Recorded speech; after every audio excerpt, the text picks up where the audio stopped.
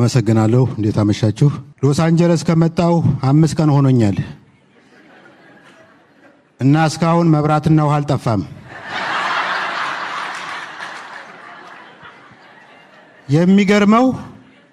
የሚገርመው መብራት ጠፋ የሚለው ቃል ራሱ በእንግሊዘኛ የለም። እኛ ኮንዶሚኒየም ውስጥ ውሃ እንደ ወር አበባ በወር አንድ ጊዜ ብቻ ይመጣል። አንዳንዴ ደግሞ እንደ ወር አበባ ጨርሶ የሚቀርበት አጋጣሚ አለ። እንዲያውም ሰሞኑን የዚህ ዝግጅት አቅራቢ ወንድማችን ይበልጣል ወደ ሎስ አንጀለስ ብንጋብዝህ ትመጣለህ ወይ ሲለኝ አይኔን አላሽም፣ እመጣና ለወዳጆቼ ወግ አቀርባለሁ፣ እግረ መንገዴንም ገላይን እታጠባለሁ የሚል ምላሽ ሰጠሁት። እዚህ እናቴ ዙሪያ ገባው ውሃ ነው። የታይታኒክን ፊልም ለመስራት ያባከኑት ውሃ ራሱ ድፍን አዲስ አበባን 50 ዓመት አያጠጣም። ሌላው የገረመኝ እዚህ ሀገር በቆየሁበት ቀናት ውስጥ አንድ ቀን እንኳን ዶሮ ሲጮህ አልሰማሁም። ለካ የኢትዮጵያ ዶሮ ጧት የሚጮኸው እየራበው ነው።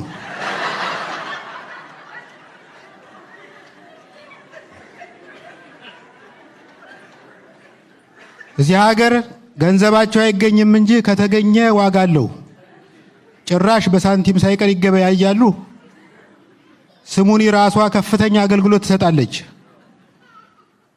የሀገራችን ስሙኒ እንደ አበበ ቢቂላ ሜዳሊያ ሚውዚየም ውስጥ ነው የምታገኙት። በተለይ በሃያዎቹ ዕድሜ ውስጥ ያሉ ወጣቶች ስሙኒና ሰላም ምን እንደሆነ አያውቁም። በአሁኑ ጊዜ ኢትዮጵያ ውስጥ ያለውን ግሽበት እንዴት ብዬ እንደምገልጸው አላውቅም። አንድ ድፍን 100 ብር ለማሳተም 500 ብር ያስፈልጋል። እኔ እኮ ሰው መቸገሩን ያወቅኩት ባለፈው ከኤቲኤም 2000 ብር ሳወጣ ከኋላዬ ወረፋ የሚጠብቁት ሰዎች አጨበጨቡ። ደግሞ የሚገርማችሁ ሁሉም ሰው ቀፋይ ሆነ። ባለፈው በመዲናይቱ የታወቀ ባለ 5 ኮከብ ሆቴል ውስጥ ሙዝ በዳቦ በልቼ ስወጣ በር ላይ የቆመው ዘበኛ እየተቅለሰለሰ እጁን ዘረጋልኝ። ብልጭ አለብኝ። ጀለስ ከሆቴል እንጂ ከሀገር የምታስወጣ ይመስልህ እንዴ? ምን አስበህ ነው? ከአሜሪካኖች በጣም የምወድላቸው ነገሮች አንዱ ደንበኛ የሚያስተናግዱበት መንገድ ነው። አሜሪካኖች መክፈል እስከቻልክ ድረስ ጠብ እርግፍ ብለው ያገለግሉሃል። ለምሳሌ የሆነ ሬስቶራንት ውስጥ ገብተህ በልተህ የቅሬታ ሰበብ ብታጣ የመኮረኒው ቀዳዳ ከመጠን በላይ ጠበበ ወይም ቀይ ስሩ በጣም ቀላ ብለህ ኮምፕሌን ማድረግ ትችላለህ። I want to speak to the manager ብለህ ትቀውጠዋለህ። ማኔጀሩ መጥቶ ልዑልነቶ ምን ጎደለ? ምግቡን ልቀይርልዎት ወይስ እኔ ልቀይርልዎት ብሎ ይሽቆጠቆጣል። በአገራችን እንዲህ አይነት ነገር የማይታሰብ ነው። ባለፈው 4 ኪሎ የሚገኝ አንድ ምግብ ቤት ገባሁ። ምን አለ? ቆንጆ ሽሮ ተጋቢኖ አለ አለኝ አስተናጋጁ። ከሽሮ ተጋቢኖ ውጭ ምን አለ? ሀፋፍ ይሁንልህ። ሀፋፉ ምንድን ነው? ሽሮ ተጋቢኖና ሽሮ ፈሰስ። በመጨረሻ ሽሮ ተጋቢኖ የጤፍ ኩኪስ ከምታክል ኩርማን እንጀራ ጋር አመጡልኝ። ተጋቢኖ የመጣበትን ድስት ተመለከትኩት።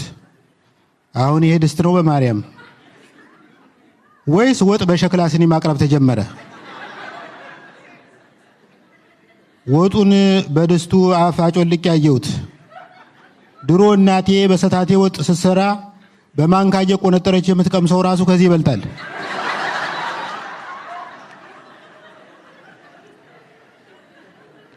ማኔጀሩን ጥሩልኝ ብዬ ቀወጥኩት።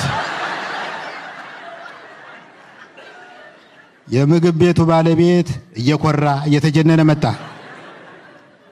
ማኔጀር ነህ አልኩት።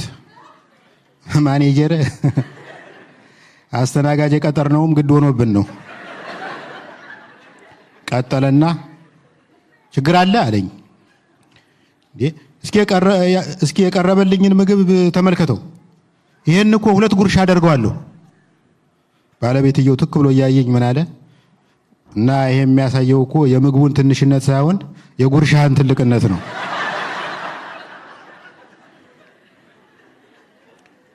ከፈረንጆች ባህሪ የማይመቸኝ አስመሳይነታቸው ነው። ሰውን ላለማስቀየም ትክክለኛ ስሜታቸውን አይገልጡም። እንዲያውም አንዳንዴ ሳስበው የፈረንጆችን ልብ ከማግኘት የጃፓኖችን ግሪን ካርድ ማግኘት ይቀላል። ከጥቂት ዓመታት በፊት እዚህ አሜሪካ ፔንሲልቬኒያ በሚባል ጠቅላይ ግዛት ፒትስበርግ በምትባል ከተማ ውስጥ እኖር ነበር። በከተማው ውስጥ የአበበ ቢቂላን ስታዲየም የሚያክል የቻይና ብፌ መሸጫ አዳራሽ አለ። $10 ከከፈልህ ቀኑን ሙሉ ስትበላ መዋል ትችላለህ። በልግስና የማይታሙት ቻይኖች ያንን የመሰለ ምግብ በዝቅተኛ ዋጋ እንዴት ሊያቀርቡልን እንደቻሉ እስካሁን ሊገባኝ አልቻለም። አሁን ሳስበው የሚያቀርቡልን በደም ብዛት የሞተ በሬ፣ ማዕበል ገፍቶ የተፋው አሳ፣ ከጆፌ አሞራ ጋር የተዳቀለ ዶሮ ይመስለኛል። ከዚያ ቋሚ ተሰላፊ ሆኜ ስቀለብ ሰውነቴ እንደ ሩሲያ ሰራዊት ወደፊት እየገፋ ሲሄድ ይታወቀኝ ጀመር። ፈረንጅ ጓደኞቼ እንዴት ነኝ ስላቸው ዩ ሉክ ፋንታስቲክ ይሉኛል። አንደኛው ብቻ ዩ ሃቭ ፑት ሊትል እንደውም እሱ ያለ አልርር ዌይት በማለት እንደተበላሸው ትንሽ ፍንጭ ሰጠኝ። ከጥቂት ቀናት በኋላ ከሚስቴ ጋር በቪዲዮ ኮል ስናወራ ውዴ ወፍር ያለው ስላት ወፍር ያለው ትላለህ? የሸራተን ወጥ ቀማሽ ራሱ እንዳንተ አልወፈረም አለችኝ። ሎስ አንጀለስ ውስጥ ዞር ዞር ስል ሌላው ያስተዋልኩት ነገር አገሩ አዛውንት ይበዛዋል። እንዲሁም አንዳንዴ እዚህ ሀገር መሞት በሕግ የታገደ ነው የሚመስለው። ለነገሩ እርጅናና የማጅራት ስጋ ለራስ አይታይም። ከጥቂት ወራት በፊት ታናሽ ወንድሜ ጋር ደወልኩና አጅሬው የሮፍናንን ኮንሰርት አንገባም ስለው በውቄ ሮፍናን እኮ በኮንሰርቱ ፖስተር ላይ የኔ ትውልድ ነው የሚለው የኔ አባት አላለም።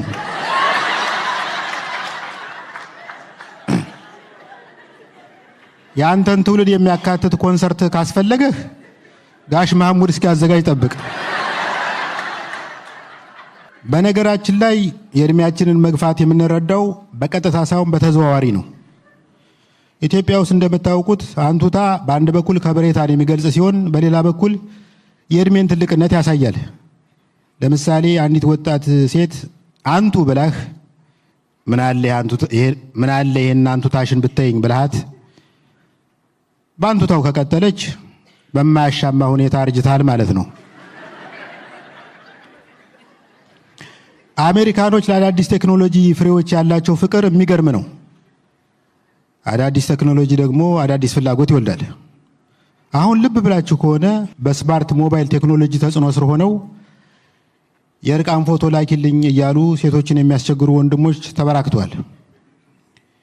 ያኔ በግድግዳ ስልክ በምንጀናጀንበት ዘመን ይሄ እድል አልነበረም። ለምሳሌ ሙሉቀን መለሰ ላኪልኝ የሚል ዘፈን ነበረው። እንድትልክለት የሚፈልገው ነገር ምንድን ነው?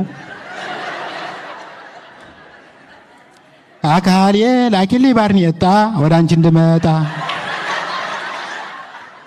አካሌ ላኪልኝ በርኖስ እንድኩነሰነስ።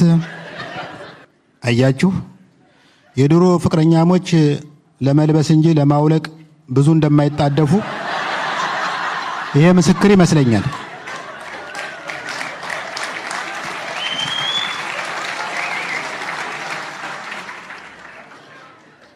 በነገራችን ላይ የወንዶችን ያክል ባይሆንም የእርቃን ፎቶ የሚጠይቁ ሴቶችም አይጠፉም። መቼም አታምኑኝም። ባለፈው አንዷ እርቃንህን ፎቶ ተነስተህ ላክልኝ አለች። ጉርድ ነው ይቁም። ስላት አንተ እኮ የቁም ብትነሳም ያው እንደ ጉርድ ነው የሚቆጠረው። ግን ብልክልሽ ምን ልታደርጊው ነው ስላት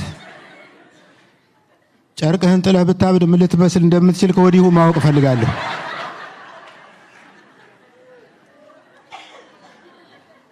በየነ የተባለ ጓደኛዬ አንዲት ፎንቃው ወይም ክራሹ ማለት ነው ሳትጠይቀው የእርቃኑን ፎቶ ላከላት።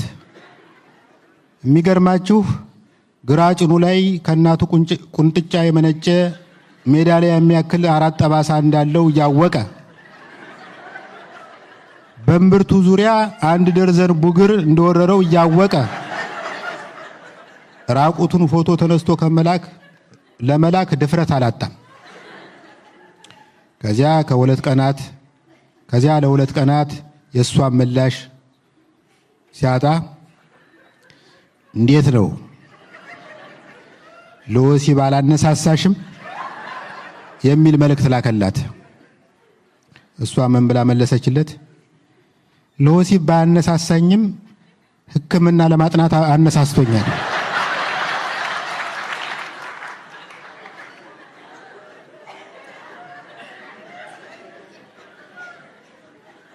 ስለ ቴክኖሎጂ ካነሳን ላይ ቀር እዚህ ሀገር ፋሽን እየሆነ ስለመጣው ሮቦት ማውራት አለብን።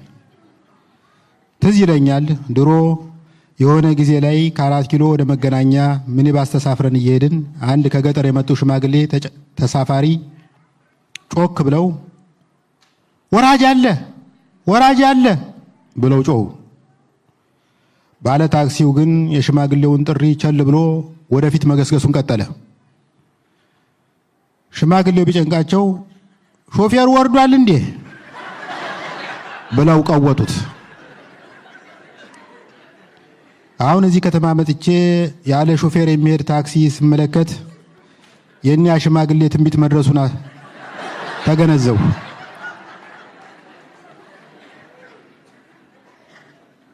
የሚገርመው ይሄ ሾፌር አልባ ታክሲ ሰው በፍጹም አይገጭም።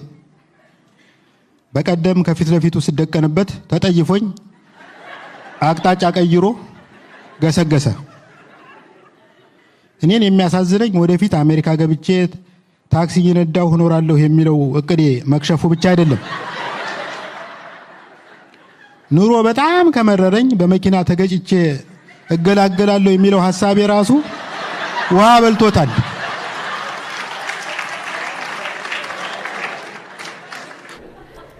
አሁን ሳስበው ሶሻል ሚዲያ የሚባለው ባይኖር የኳራንታይን ብቸኝነት ዘመኔን ምን አደርገው ነበር? ምን ይውጠኝ ነበር?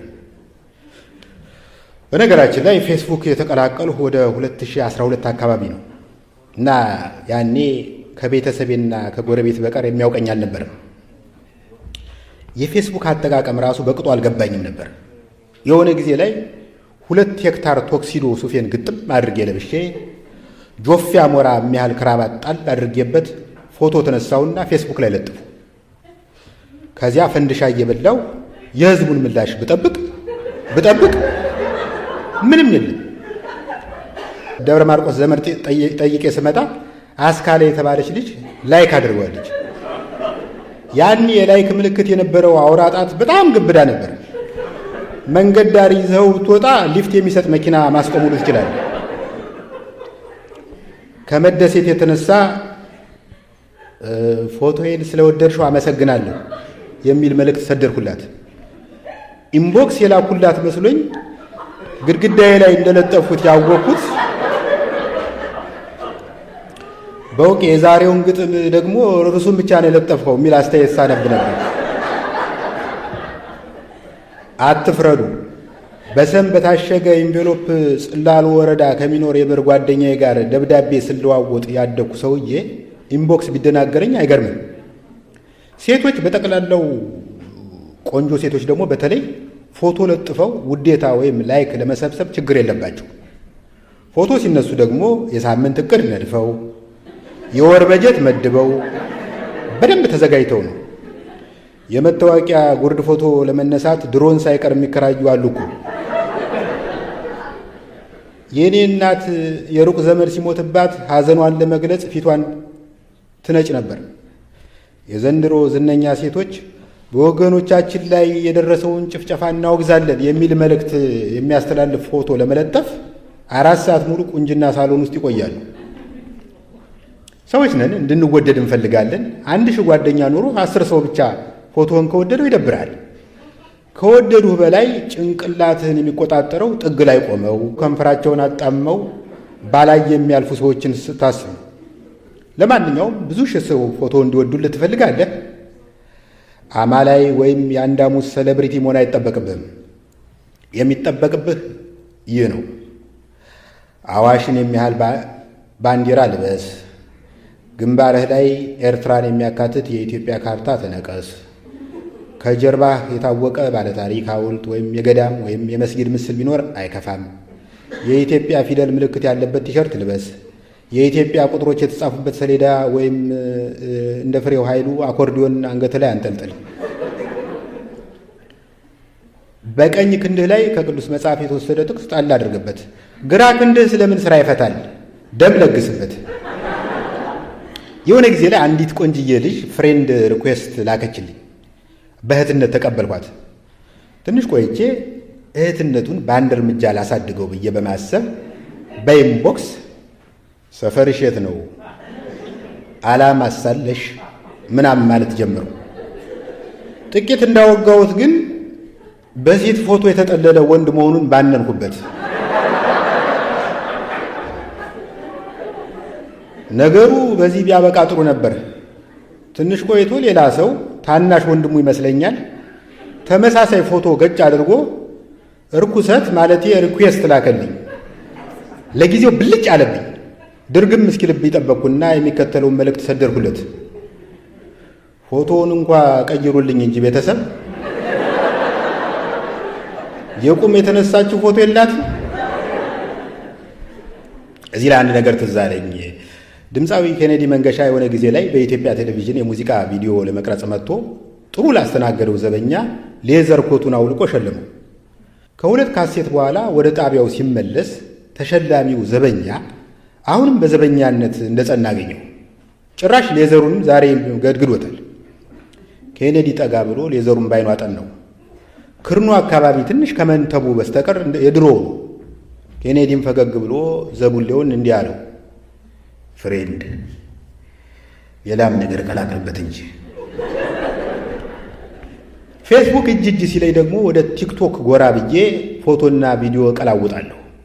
ስሙኝማ፣ የድሮ እብድ ሙዚቃ ቤት በር ላይ ይደንስ ነበር። የዘንድሮ ዲጂታል እብድ ደግሞ ሞባይሉ ካሜራ ፊት ይደንሳል። የገዛ ራሴን ጤነኝነት የተጠራጠርኩት ኬፋ ሚዲቅሳ የተባለ ጴንጤ በሚያዘጋጀው ሙግት ላይ በማያገባኝ በማይመለከተኝ በስካይፒ ስሳተፍ ነው። የሙግቱ ርዕስ ዘፈን ኃጢአት ነው ወይስ አይደለም የሚል ነበር። ኬፋ ሚዲቅሳ በእውቀቱ ዘፈን ለአንተ ኃጢአት ነው ወይስ አይደለም? ወይ ችሎታ ሳይኖርህ ከዘፈንህ ኃጢአት ነው። ራሱን የቻለ ኃጢአት እንኳን ባይሆን ወደ ሌሎች ኃጢአቶች ያመራል። በምሳሌ ላስረዳ። የሆነ ጊዜ በጓደኛችን ሰርግ ላይ አንዱ የኃይልዬ ታደሰን ዘፈን ለመዝፈን ሞከረ። ድምፁ ግን ከኃይልዬ ይልቅ ለሻለቃ ኃይሌ ድምፅ ይቀርባል። በዚህ የተናደደው ሙሽራ ከአንዱ አጃቢ ጠመንጃ ቀምቶ ተኩሶ ገደለው። ወዳጄ ፍርድ ቤት ሲቀርብ እኔም በምስክርነት ቀርቤ ባርቆበት ነው ብዬ ዋሸው። በመጨረሻም ተፈርዶበት እስር ቤት ሲገባ ሚስቱ ከጠበቃው ጋር ተኛች። በአንድ ብሽቅ ዘፈን ምክንያት አትግደል፣ በሐሰት አትመስክር እና አታመንዝር የሚባሉ ሕግጋቶች ተጣሱ።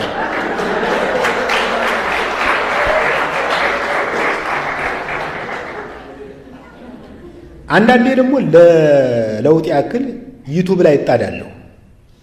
ዩቱብ ለታታሪ ተመልካች መክፈል ቢጀምር እስካሁን መኪና ብቻ ሳይሆን የራሴ መጠበቂያ ድሮን ሁሉ ይኖረኝ ነበር። ለመሆኑ ምንድን ነው የማየው? ፖለቲካ? ለድሌም አላሳየው። ትናንት በርካታ ቆነጃጅት አንዱን አልባሌ ዘፋኝ ከበው ሲደንሱ አይቼ ዘናል። ሌዲ ጋጋ የኤግዚቢሽን ማዕከል ድንኳን የሚያክል ቀሚስ በምትለብስበት ዘመን የሀገራችን ጉብሎች በከፊል መለመላ ሲቀውጡ ታይቼ ተደነቅኩ። በእኛ ጊዜ የሙዚቃ ቪዲዮ በአይነ አፋር ሙድ ነበር የሚሰራው። አለማየሁ እሸቴ ኩኩ ሰብስቤን እንግዳ አይነሽ እኔ እንግዳ በበሩ ገብተሽ አረፍ በይ ጓዳ ይላታል። እሷም እየተሽኮረመመች ያንኑ ትደግምለታለች። ግን ሁለቱም ጓዳ ለመግባት አይደፍሩም። ዘፈኑን ጀምረው የሚጨርሱት ከግቢ ውጭ ነው። ዛሬ 10 ምናምን ወይዛዝርት ሊሞዚን ውስጥ አንዱን ጎረምሳ ከበው ሲደንሱ ያለው መብታቸው እንደሆነ ባምንም በዘፋኙ ላይ የተሰማኝን ቅናት የቀላቀለበት ንዴት መደበቅ አልቻልኩም። እኔ እዚህ ተኮራምቼ ተቀምጬ የሰው ሀገር ብርድ እየጠጣው እንዴት ዋናው ሰባ ሰገጥ ጨረቃ በመሳሰሉ ኮረዶች ይከበባል? በእውነት ፌር አይደለም። በእውነት የድሮ ዘፈን ይምጣብኝ። የድሮ ዘፈን እኮ የሆነ ቬጂቴሪያን ቃና ነበረው። በጊዜው ያልተዘመረለት የዱር ፍሬ የለም። የሾላ ፍሬ፣ እንኮይ እንኮይ፣ ብርቱካኔ፣ ሸንኮራ፣ ፓፓየነሽ የሚል ሁሉ ዘፈን ነበረ። የተቀጠፈ ሎሚ ተበላት ትርንጎ፣ ከሸጋ ልጅ መንደር በስሎ ተንዠርግጎ የምትለዋን የነዋይ ግጥምን ማን ይረሳል? ምን ዋጋ አለው? ከዕለታት አንድ ቀን ታደሰ ዓለሙ የሚባል ዘፈን ተነስቶ የአማርኛን ዘፈን ስጋ በስጋ አደረገው። የድሮ ዘፋኞች ከማዝናናት ጎን ለጎን ጠቅላላ እውቀት ይለግሱ ነበር። ሕዝቡ ስለ ቤትና የዱር አራዊት ጠባይ መረጃ የሚያገኘው ከዘፋኞች ነበር። ለምሳሌ ካላጉረመረመ አይበላም ነብር ይርጋሉ ባለ፣ የቁልቁለት መንገድ ለበቅሎ አይመችም ሙሉቀን መለሰ፣ የባብ ዘለግላጋ የለው እግር እጅ አለማየሁ እሸቴ፣ ዶሮ ውሃ ጠምቶት ተንጋሎ ይጠጣል ነዋይ ደበበ፣ ፍየል ቅጠል እንጂ አትበላም እንጉዳይ ነዋይ ደበበ። በአጠቃላይ የድሮ ዘፈን ራሱን የቻለ ናሽናል ጂኦግራፊ ቻናል ነበር ማለት ነው።